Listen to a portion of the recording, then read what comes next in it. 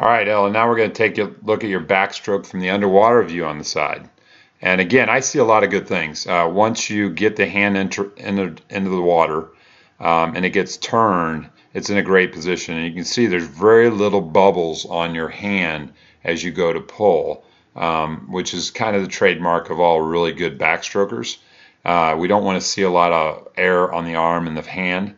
The one thing that I think you can do a better job of, you can just look at the angle of the hand. You're leading with your thumb and index finger a little bit on this pull, and we want to be straighter. So we want the thumb there and the finger, the pinky, to be right in line with that. So you're pulling that water straight back. Right now, if I draw a line or an arrow from here, you're pulling the water a little bit at the start of the catch downward. And we want to see that pulling it back, maybe slightly down, but back towards your hips, back towards your feet. So we want that pull more right there. And then as we kind of go forward with the frame, you can just see again, right there, it's still pointed towards the bottom. Would like to see it pointed a little bit more towards the back wall. There it goes, back towards the back wall. I do like the elbow bend. I do like your catch at this position. So this is really good. Right here, catching the water, right here, and the hand flat pushing back towards your feet. So very good angle with that. A good powerful bend of the elbow, so that you're going to get a lot more power out of your catch from that position. And then a good push through. We definitely want to finish down as you're doing right there. And that really looks good. Okay, we'll look at the left side, and you can just see again as you're starting that pull on this left side with the left arm, you can just see your hand right now. It should be this direction. That should be your palm, and we can see your palm is slightly turned towards the bottom. So you're pulling that water a little bit more down, and we want that hand turned like that. So you're pulling that water, pulling your body over your hand and pulling that water back toward your feet.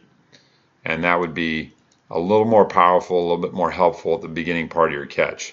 I still think if you can get the rotation of the shoulders to happen a little bit earlier, that's going to help that hand position. I think some of that hand position being pointed down at the very beginning of the catch is because you're not rotated enough, and as you're rotating, the hand kind of changes position. It turns down. Right here, again, as you got onto the side, got that pinky down, this is a very good view. Again, very clean hand, just slightly pitched towards the bottom. That's where we want to work on that catch. At this point, pushing the water straight back toward your feet, nice elbow bend, and a good finish with the hand. It sweeps up and then presses down, finishes just a little bit lower than the hips. That's really good. We want that. That's what's going to get us on the other side as well. So that looks really nice at that angle. Feet on the kick. You have good flexibility in the ankles, so you definitely do kick in both directions.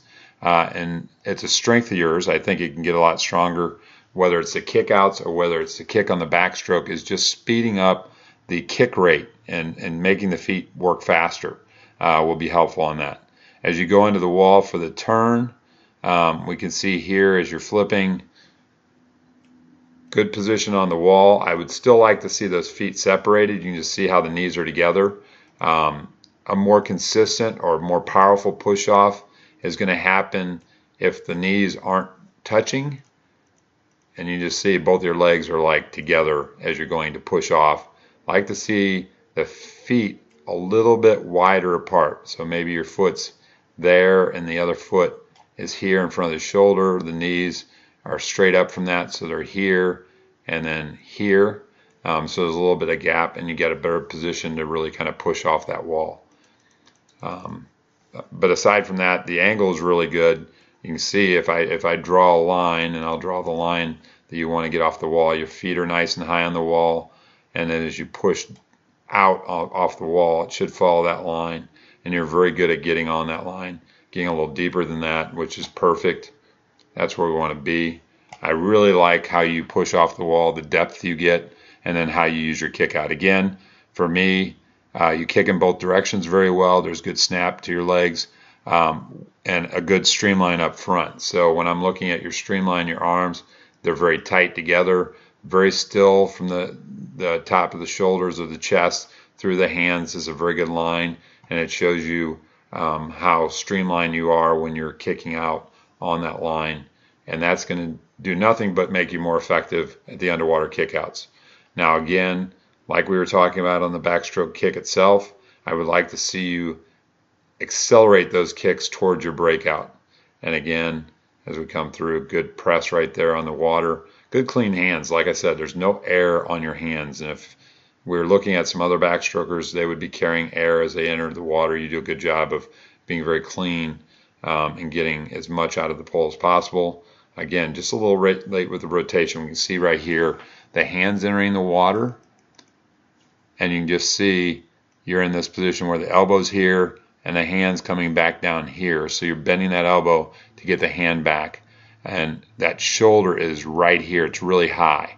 So we want the other shoulder to be up, and we want this shoulder to be down here, and that arm to be entering the water very straight, the elbow straight and entering pinky first. So you're just a little too rotated at the entry, a little too late. That's going to help you a lot if we can get that just a little bit sooner. And it's not much. You know, you're talking about a split second earlier getting on that side so you can get more out of the catch.